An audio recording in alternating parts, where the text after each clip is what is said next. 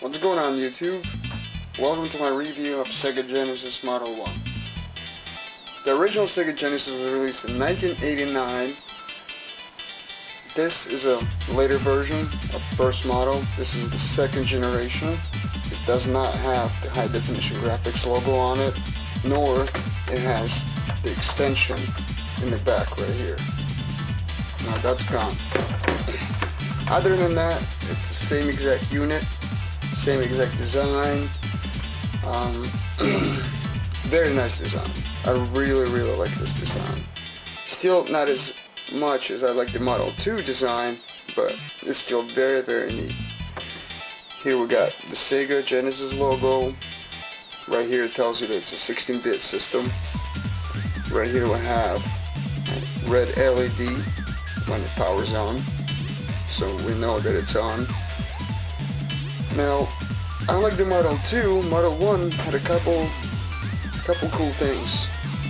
For one, we had the headphone jack right here, which actually outputs stereo. So if we would plug a cable like this, we can feed into the receiver a stereo sound, which Model 2 couldn't do.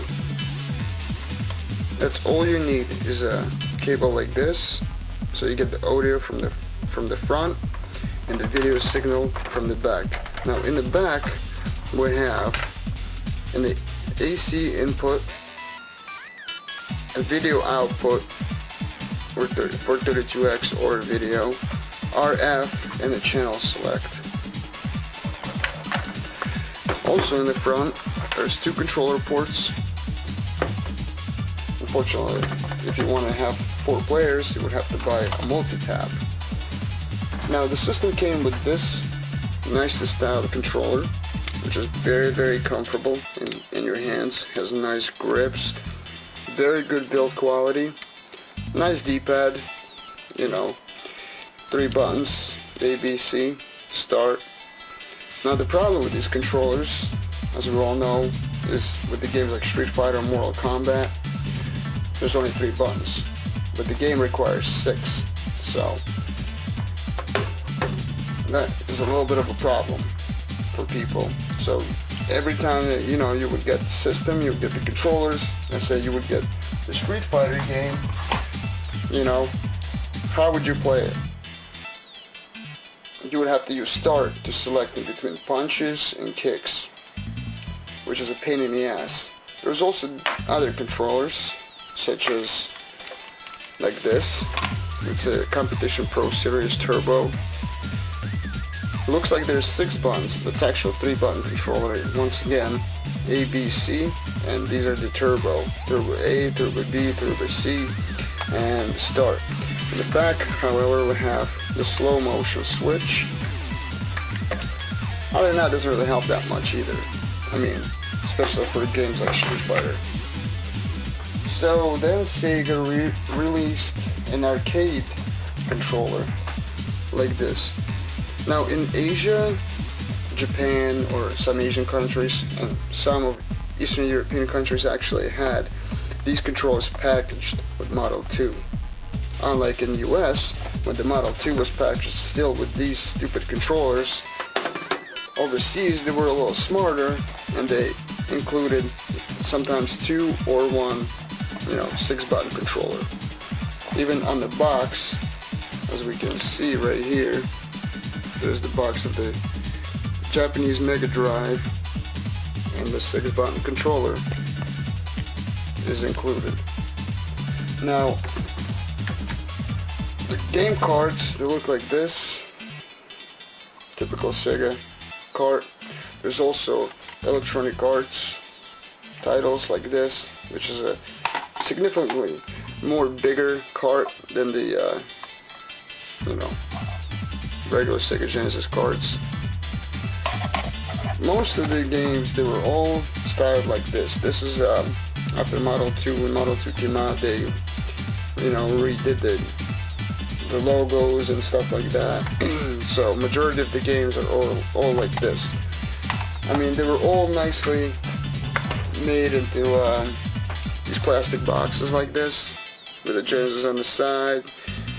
Sega Seal quality, so on. You know, inside we got a manual and the cart. Later on, like around 95 or so, we start making boxes like this, which just has the same exact style, but it is a cardboard box. You know, there's some cheats in there, huh? But flimsy. I guess they were trying to be like Super Nintendo and trying to save money on plastic, but these things are very flimsy and the damage is so easy. This is the Model 2 SEGA Genesis, which we can see it's a lot smaller in size. The volume is gone, headphone jack is gone. Basically it's a very stripped down, compact version of Model 1. Here we have an LED, red LED right here, cartridge slot, power button that pushes in and out, and the reset button right here. In the back we have AC input and video, AV or RF out. So this is just one output for both. You can either use it for RF or for your video output.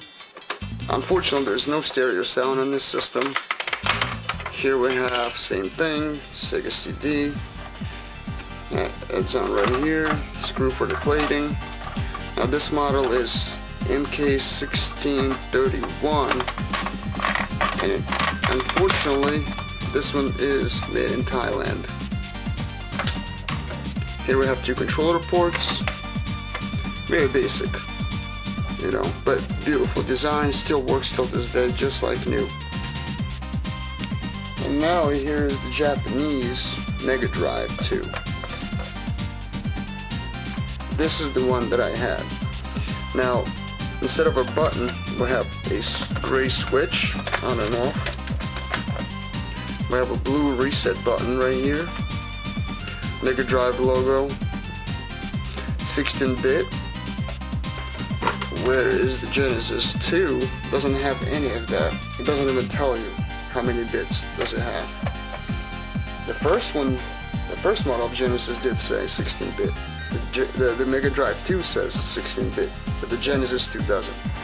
Now it has purple doors right here, and actually it will work perfectly fine on your American TV. All you need is just Model 2 Genesis adapter.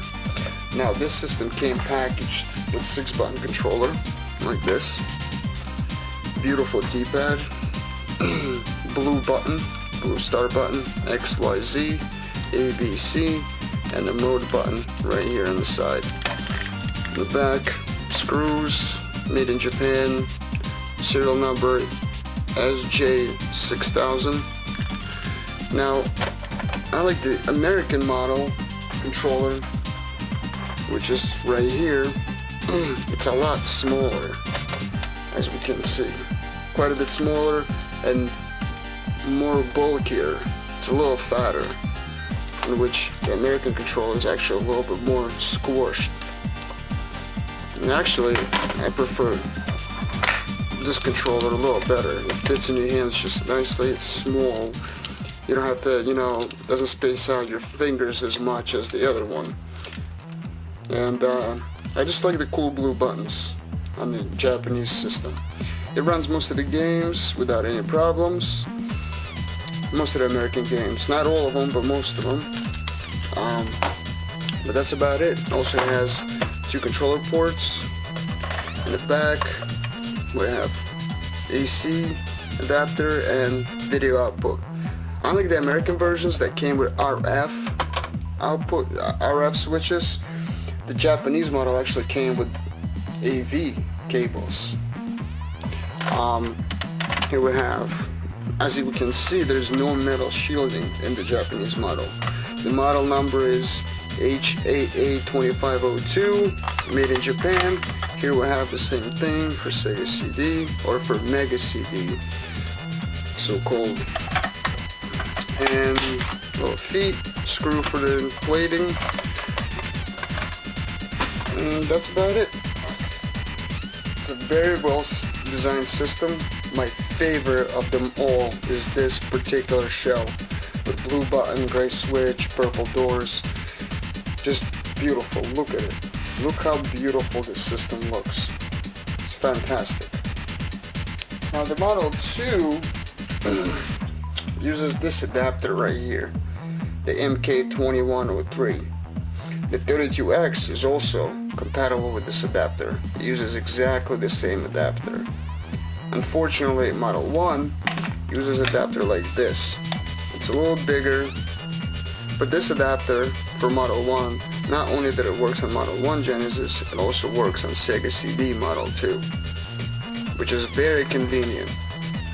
So this works on Model 1 Genesis and SEGA CD Model 2 or 1, and this works on Mega Drive 2, Genesis 2, or 32X. Now here's size comparison of Model 1 and Model 2 Genesis. As we can see, the first model is a lot bigger. Looks like it's just more like of a quality build is the Model 1. The Model 2 is slim, compact, but I still like this more. Here we have, you know, the headphones or the stereo output. Here we don't. But other than that, whichever one you choose, they all play the same games. It's just preference of the design. Whichever one you like, either Model 2 or Model 1, you choose. So please subscribe. Thank you for viewing the video.